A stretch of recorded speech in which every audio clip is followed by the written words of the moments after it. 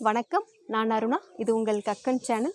இன்றைக்கி நம்ம அந்த வீடியோவில் ஒரு 40 ஃப்ரீக்வெண்ட்லி யூஸ்டு சென்டென்சஸ் பார்க்கலாம்.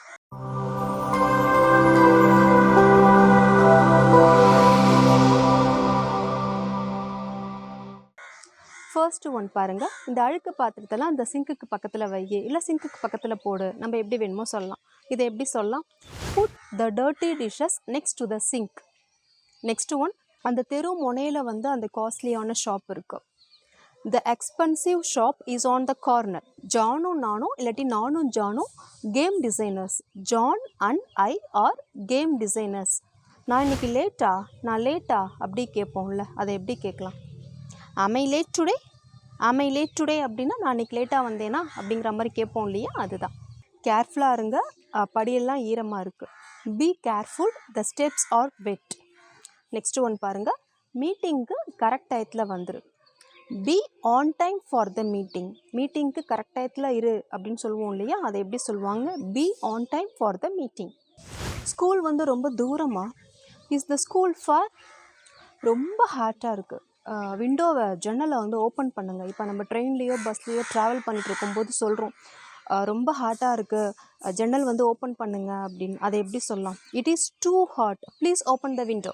இன்றைக்கி வெயில் ரொம்ப அதிகமாக இருக்குது, உன்னுடைய சன் கிளாஸஸ் எடுத்துகிட்டு போகிறதுக்கு மறந்துடாது. It is too sunny here, don't forget to take your sunglasses. அவள் ஒரு ஸ்டூடெண்ட்டா? அவள் ஒரு மாணவியா? இல்லை அவள் ஸ்டூடெண்ட் கிடையாது, ஹாஸ்பிட்டலில் ஒர்க் பண்ணிகிட்ருக்காங்க. அவங்க ஒரு ரிசப்ஷனிஸ்ட். இதை எப்படி சொல்லலாம்? Is she a student? No, she is not a student. She is an employee at the hospital. She is a receptionist. இப்போ ஒன்றும் மழை பெய்யல. It is not raining right now. நாங்கள் படிச்சிட்டு இல்லை. We are not studying. கொடை எடுத்துகிட்டு போ, மழை பெய்யுது. Take umbrella, it is raining. இந்த வீக் நான் ரொம்ப busy. I am very busy this week. நீ தூங்கிட்டு இருக்கியா? Are you sleeping? குழந்தை அழுதுட்டுருக்கா? Is the baby crying? உனக்கு கீரை பிடிக்குமா? Do you like spinach? இப்போ டெய்லி டிவி பார்ப்பாளா? Does she watch TV every day? அவள் சாயங்காலம் படிப்பாளா? Does she study in the evening? சாயங்கால நேரத்தில் அவளுக்கு படிக்கிற பழக்கம் இருக்கா? அவள் படிப்பாளா அப்படி கேட்பாங்க இல்லையா, அது நம்ம எப்படி கேட்கலாம்? டஸ் she study in the evening? உங்கள் அப்பா எப்படி வேலைக்கு போகிறாங்க? How does your father get to work? இப்போ நீங்கள் வெளில போயிட்டு வரீங்க. இப்போ உங்கள் பசங்க பேரை சொல்லி நீங்கள் கேட்குறீங்க, அவன் வீடை க்ளீன் பண்ணிகிட்ருக்கானா அப்படின்னு. சம்டைம்ஸ் நம்ம ஆச்சரியமாக கேட்போம்ல. இப்போ பாருங்கள், வருண் வீடை க்ளீன் பண்ணிகிட்ருக்கானா, அதை எப்படி கேட்கலாம்? டஸ் வருண் க்ளீன் த ஹவுஸ்? வேலை முடிச்சுட்டு அவள் எங்கே போகிறா? வேலையை முடித்து விட்டு அவள் எங்கே போகிறாள்? Where does she go after work? நீங்கள் ஒரே குழந்தையா? நீங்கள் ஒரே பையனா ஒரே பொண்ணா அப்படி கேட்போம் இல்லையா, அதை எப்படி கேட்கலாம்? Are you an only child? நேற்று குழந்தைங்கள்லாம் ரொம்ப சந்தோஷமாக இருந்தாங்க. Yesterday the children were very happy. நேற்று நான் ஸ்கூலில் இல்லை. I was not in school yesterday அப்படி இல்லையா? I wasn't school yesterday. Was நாட்டை வாஸ் இன்ட் அப்படின்னு நம்ம கன்ட்ராக்ஷன் ஃபார்மில் சொல்லலாம்.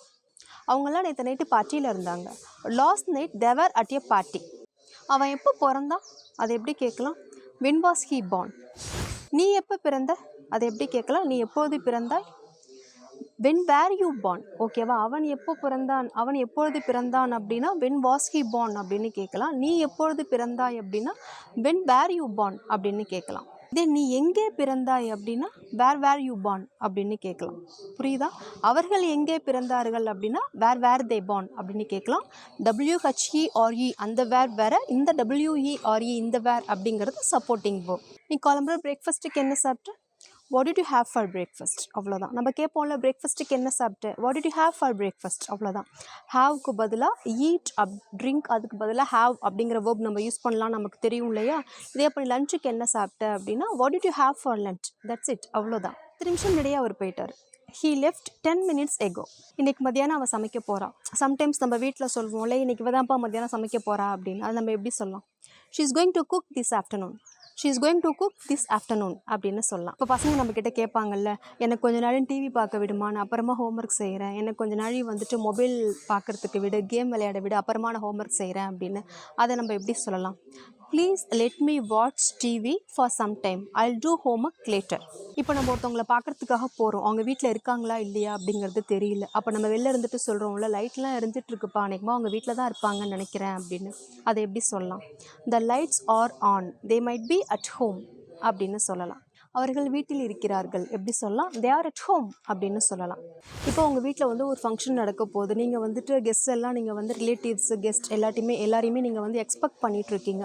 அப்போ சில பேரை வந்து ரிசீவ் பண்ணுறதுக்காக இப்போ நீங்கள் பஸ் ஸ்டாப் போகிறீங்கன்னு வச்சுக்கோங்களேன்.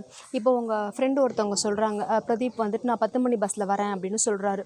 நீங்கள் வெயிட் பண்ணிகிட்ருக்கீங்க, ஆனால் அவர் இன்னும் வரலை. அப்போ நீங்கள் சொல்கிறீங்க, 10 மணி பஸ்ஸில் பிரதீப் வந்து வரலை, அன்றைக்குமா அவன் அடுத்ததில் வருவான்னு நினைக்கிறேன் அப்படின்னு.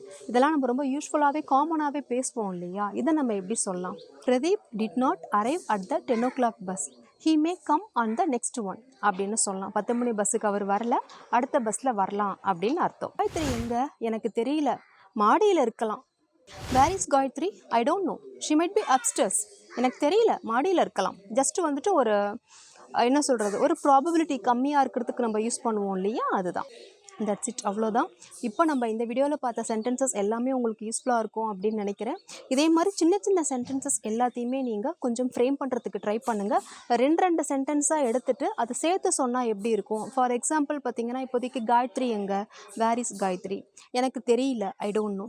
இப்போ அது ரெண்டுமே ரொம்ப சிம்பிள் சென்டென்ஸ் தானே. ஒரு இன்ட்ராகேட்டிவ் சென்டென்ஸ் ஒன்று வந்திருக்கு, அதுக்கப்புறம் அதுக்கு ஒரு பதில் சொல்கிற மாதிரி ஒன்று வந்திருக்கு. Where is Gayatri, I don't know, she might be upstairs. அதே மாதிரி சின்ன சின்ன சென்டென்ஸாக எடுத்துகிட்டு அதை ஒன்றா நம்ம எப்படி பேசலாம் அப்படிங்கிற மாதிரி நீங்களும் கொஞ்சம் ப்ராக்டிஸ் பண்ணி பாருங்கள்.